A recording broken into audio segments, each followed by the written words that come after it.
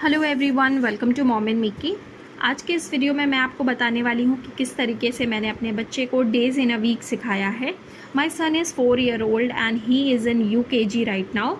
तो मैंने इस तरीके से चार्ट बना के ग्राफिकल रिप्रेजेंटेशन की हेल्प से मैंने उसे डेज़ इन अ वीक सिखाया है और 2 to 3 डेज़ में वो बहुत अच्छी तरीके से ये सारी चीज़ें सीख गया है।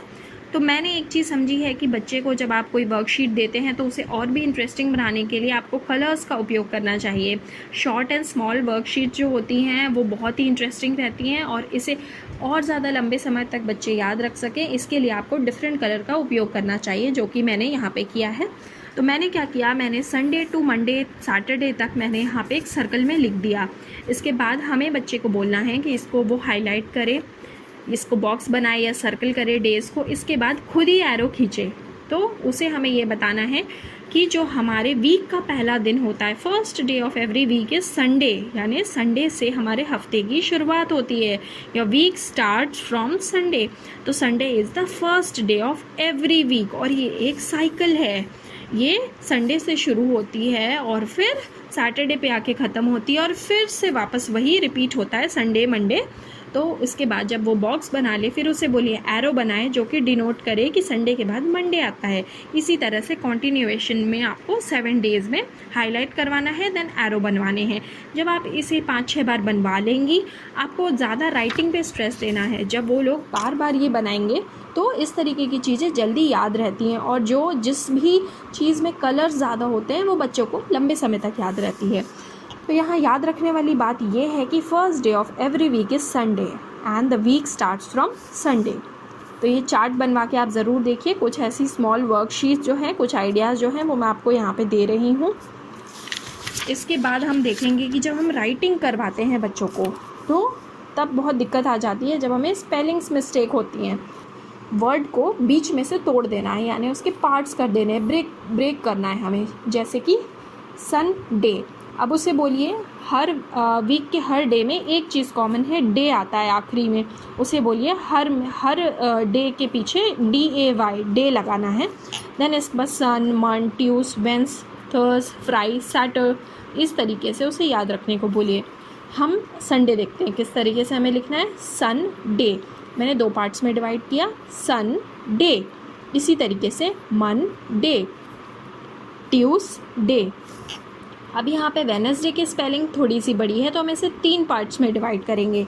Wednesday, Wednesday, Wednesday, Thursday.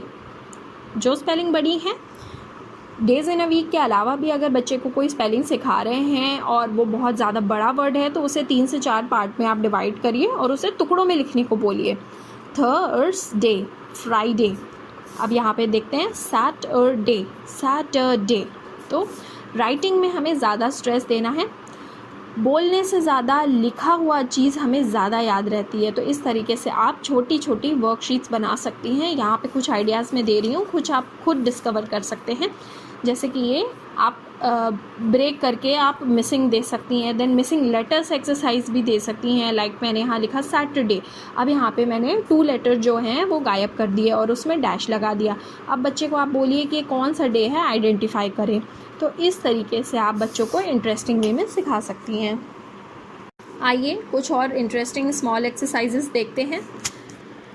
The first one is what comes in between, यानी इन दोनों डेज़ के बीच में क्या आता है। लाइक ट्यूसडे एंड थर्सडे के बिटवीन में, what comes between Tuesday and Thursday. बच्चे को बोलिए वो वेडनेसडे को गेस करे। तो इसी तरीके से what comes between Saturday and Monday, what comes between Monday and Wednesday. इसी तरीके से आप बिफोर एंड आफ्टर एक्सरसाइजेस भी दे सकती हैं। Like what comes before Wednesday and what comes after Tuesday.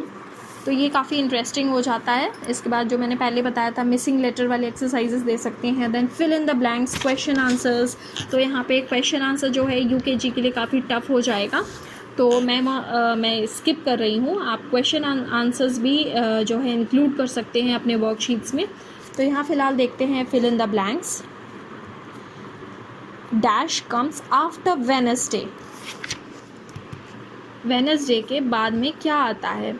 तो यहाँ पे बच्चे को लिखना है थर्सडे। तो उसे बिफोर एंड आफ्टर वाली जो चीज़ें हैं वो आप बीन्स रख के या फिर कोई भी स्टोन्स रख के, इस तरह के एक्सरसाइजेस बिफ़ोर एंड आफ्टर में काफ़ी काम आती हैं। या फिर फ्रूट्स रख लीजिए, तो इस तरीके से आप बिफ़ोर एंड आफ्टर सिखा सकती हैं कि इसके पहले ये आया, बाद में ये आया। आफ्टर का मतलब बाद में है, बिफ़ोर का मतलब पहले है। तो इस तरीके से कुछ प्रॉप रख लीजिए उसे आप बिफ़ोर एंड आफ्टर सिखाने के लिए। मैंने इसी तरीके से बिफ़ोर एंड आफ्टर सिखाया था। तो व्हाट कम्स बिफ़ोर वेडनेसडे। अब यहाँ पे थोड़ा सा ट्रिकी हो जाता है, इसमें थोड़ा टाइम लग सकता है। Like 2 days after Friday is what day. Friday के 2 दिन बाद कौन सा दिन आता है, ये थोड़ा सा ट्रिकी है। तो हो सकता है इस तरह के क्वेश्चंस में थोड़ा टाइम लगे। तो यहाँ जैसे मैंने बोला फिल इन द ब्लैंक्स है, तो आप क्वेश्चन एंड आंसर भी बना सकती हो, उसमें भी इस टाइप के क्वेश्चन डाल सकती हैं कि फ्राइडे के 2 दिन पहले कौन सा दिन आया, या फिर मंडे के जस्ट नेक्स्ट डे कौन सा दिन आता है। इस तरीके से क्वेश्चन फ्रेम कर सकती हैं। What dash comes between Tuesday and Thursday. यहाँ पे मैंने बिटवीन बनाया था, मैंने उसे फिल इन द ब्लैंक्स में भी दे दिया। तो लाइक ट्यूसडे एंड थर्सडे के बीच में वेडनेसडे आता है, तो यहाँ डैश में वेडनेसडे भरना है। Wednesday comes between Tuesday and Thursday. तो ये कुछ स्मॉल वर्कशीट्स हैं। तो जब आप बच्चे को ये चार्ट सिखा देंगे, जो मैंने पहले जो डायग्राम बताया था डेज इन अ वीक का, उसके बाद आप धीरे धीरे इन वर्कशीट्स की तरफ बढ़ सकती हैं। और जब वो बहुत अच्छे से सीखने लगे तो आप थोड़े ट्रिकी क्वेश्चंस दे सकती हैं। तो इस तरीके से सिखाएंगी तो मुझे नहीं लगता कि कोई भी प्रॉब्लम होनी चाहिए है। And thank you for watching my video, thank you for taking out your time for watching this content. Please like, share and subscribe and take care guys. Bye.